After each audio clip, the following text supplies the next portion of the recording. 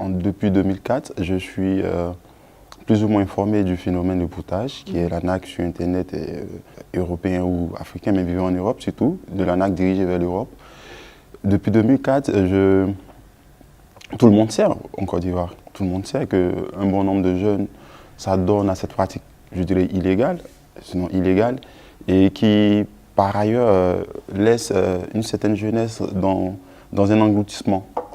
Et quelque part, ça me curait au fait.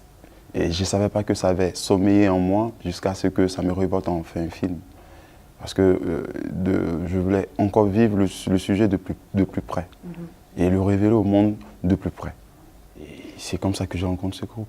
Et après, pour moi, franchement, c'était les personnes idéales pour le film. Parce qu'à la fois, je découvre des jeunes arnaqueurs, mais des jeunes arnaqueurs qui représentent au travers de leur vie 80% des maux que vivent les jeunes Ivoiriens. Les gens me demandaient au départ à la production, est-ce que tu vas filmer, tu vas flouter? D'abord, la production a dit non, moi j'ai dit non, je ne floute pas.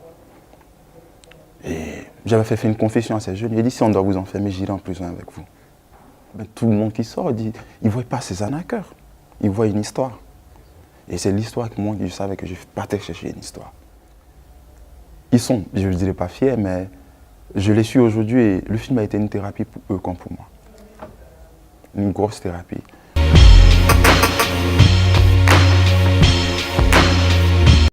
Est-ce que quelque part, on n'a pas une rencontre à faire, soit avec notre culture, on n'a pas une rencontre à faire avec nous-mêmes? Est-ce qu'on n'est pas tout en train de fuir notre vraie face? Et tant qu'on ne sera pas honnête avec nous-mêmes, on sera toujours, je dirais, dans la débrouillardise, on sera perdu. En 2002, la crise la plus meurtrière en Côte d'Ivoire, qui a duré 9 ans, de 2002 à 2011. En 2004, Doub Saga fait son apparition en Côte d'Ivoire avec un mouvement, un concept qui devient plutôt un phénomène. C'est-à-dire le coupé décalé, c'est un genre musical qui a des pas de danse propres à lui, qui a un style musical propre à lui, qui a un style vestimentaire propre à lui, qui a une manière de faroter, c'est-à-dire donner de l'argent aux DJ propre à lui. Et ce mouvement est accueilli à bras ouverts, même moi-même. Je dis toujours, quand on me demande, je suis un enfant du coupé décalé. Les enfants de 2002 à 2015 sont tous des enfants du coupé décalé.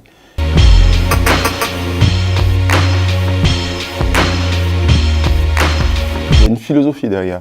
Et cette manière de vivre, cette manière de se faire voir, cette manière de s'affirmer, qui quelque part était devenue comme un échappatoire pour cette jeunesse meurtrie par cette crise, devient un phénomène.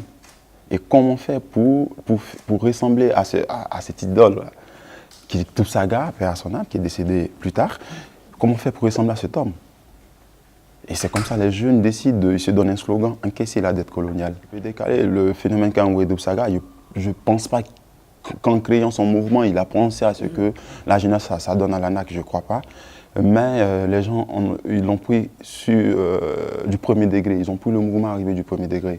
Ils ont vu seulement la joie que ça donne à la jeunesse, qui, un temps soit peu, oubliait cette crise, ces régions qui étaient occupées encore par la rébellion. Mais le deuxième degré, c'est comment faire cette jeunesse, comment vit ce mouvement. Parce qu'on constate que de 2002, c'est vrai, la crise aussi a son effet, mais de 2002 à 2017, aujourd'hui, le taux de réussite, l'éducation a beaucoup chuté en Côte d'Ivoire. C'est clair aussi que le chômage a pris de l'ampleur parce que les jeunes, ils disent, je préfère arnaquer, peut-être un jour, je peux arnaquer 25 000 euros. Et si j'étudie 10 ans, je n'aurai jamais 25 000 euros. Et cette analyse, cette philosophie de la chose devient un mal. Aujourd'hui, que ce soit l'Europe, le monde entier, tout le monde sait qu'il y a une dette que l'Europe, que l'Amérique doit vis-à-vis de l'Africain. Et là, moi, je lutte pour ces dettes et je me bats clairement, même dans mes films. Et je le dis haut et fort, il y a une dette. Mais cette dette, on encaisse comment? On encaisse pas en arnaquant. On n'encaisse pas en faisant des marches. On encaisse en réclamant une vraie indépendance.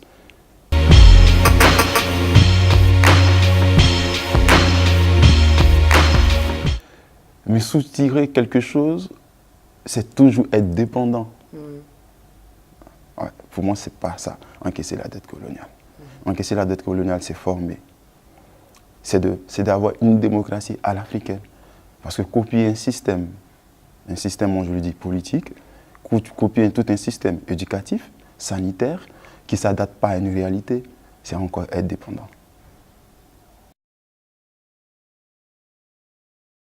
Je peux dire d'où remonte toute cette chute de ces jeunes, une crise de 2002 qui aujourd'hui enfreint à l'épanouissement social d'une jeunesse, qui enfreint à l'épanouissement social des Européens. Donc c'est clair, si l'Afrique tombe, c'est le monde qui tombe. Si une partie de ton corps a mal, c'est tout le corps qui a mal. Et penser que l'Afrique est dans la misère, l'Europe ira mieux, c'est faux. Et c'est quelque part aussi mon langage de dire à tout le monde que si vous continuez de mettre la guerre en Afrique pour mieux piller les sous-sols, sachez que vous aurez des milliers de migrants. Ils mourront sur la mer. Et la mort aujourd'hui, pour des gens qui n'ont plus de repères et qui ne savent plus aller, la mort ne fait plus peur lorsqu'on est déjà mort chez soi. Rolès, là, il présente son fils à son père pour la première fois, qui déjà dit qu'à partir de lui, sa génération, les liens ont été coupés avec les grands-parents. Chez nous en Afrique, c'est très important. Les personnes âgées sont pour nous une bibliothèque, comme le disait Mpateba. Un vieillard qui meurt, c'est une bibliothèque qui brûle. Et on ne peut pas parler d'avenir sans parler de passé.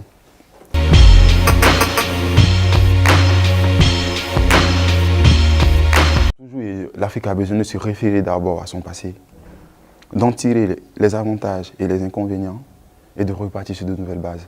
Et Rolès comme moi, on a ce devoir pour nos enfants, pour nous-mêmes d'abord, de se réconcilier avec notre passé, de voir qu'est-ce qui n'a pas marché, parce qu'on doit mettre fin à un échec passé et résoudre nous notre problème pour régler, pour donner plus de solutions à nos descendants. Quand j'étais en montage au mois de novembre à Bordeaux, il m'a appelé sur Messenger, il m'a dit Joël, j'ai dit oui, bonjour, comment tu vas? Il m'a dit je suis en Libye. J'ai dit comment? Il dit je suis en Libye, moi je viens en Europe. J'ai dit pourquoi? Retourne, c'est dangereux la mer, tu vas mourir. Il m'a sorti cette phrase, mieux vaut mourir sur la mer que de mourir devant ma mère. Et ça a été pour moi un gros choc. Et j'ai cherché à comprendre toujours pourquoi. Pourquoi quelqu'un peut arriver à sortir cette philosophie, cette pensée je peux dire déjà, de penser qu'il est mort déjà, en restant au pays. Je dis, je ne peux pas rester, je dois filmer, je dois comprendre. On est un pays comme la Côte d'Ivoire avec assez de richesses, avec assez de potentiel, et on a 80% de chômage, on a une jeunesse qui tourne. C'est clair qu'une jeunesse va vouloir l'Eldorado qui est présenté en guillemets au travers des médias. Cette jeunesse qui dit aujourd'hui, il me dit, parce que je filme bientôt, très bientôt, il me dit, mais grand frère, si je travaille un peu en Europe, même si je fais un travail de croque-mort, je travaille 25 000 euros, ça me fait 15 millions, je peux me payer une baraque. Il a raison. Un euro fait 650 francs. Donc il y a toute cette philosophie, il y a toute cette pensée. Je peux dire mortuaire dans des corps jeunes africains, dans la relève de toute une nation.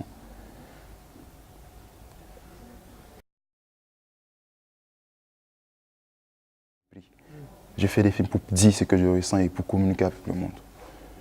Le documentaire, il y a de l'écriture. Les gens ignorent, mais il y a de l'écriture avant d'aller filmer le réel. On essaie de capter le réel, même si on sait qu'on ne peut pas capter le réel. Mais on essaie d'être moins surpris par le réel. Les gens ont tendance à penser que c'est de la fiction, mais quand tu es honnête, je te dis que le réel devient honnête avec toi, il t'offre tout, quoi. Et ce film, les gens lui disent, mais j'ai eu assez de grâce, j'aime pas le mot chance, pour moi il n'existe pas. Parce que c'est un travail qui donne, qui ouvre les choses, c'est une pensée. Donc beaucoup de grâce à avoir des choses auxquelles je ne m'attendais pas. La séquence du Papa du Rolès, comme je dis, j'ai pleuré, je ne m'attendais pas.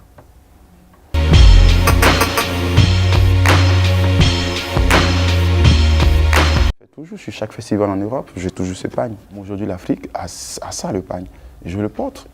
Pour moi, c'est une fierté. C'est ce que j'ai. Don't see why. Keep on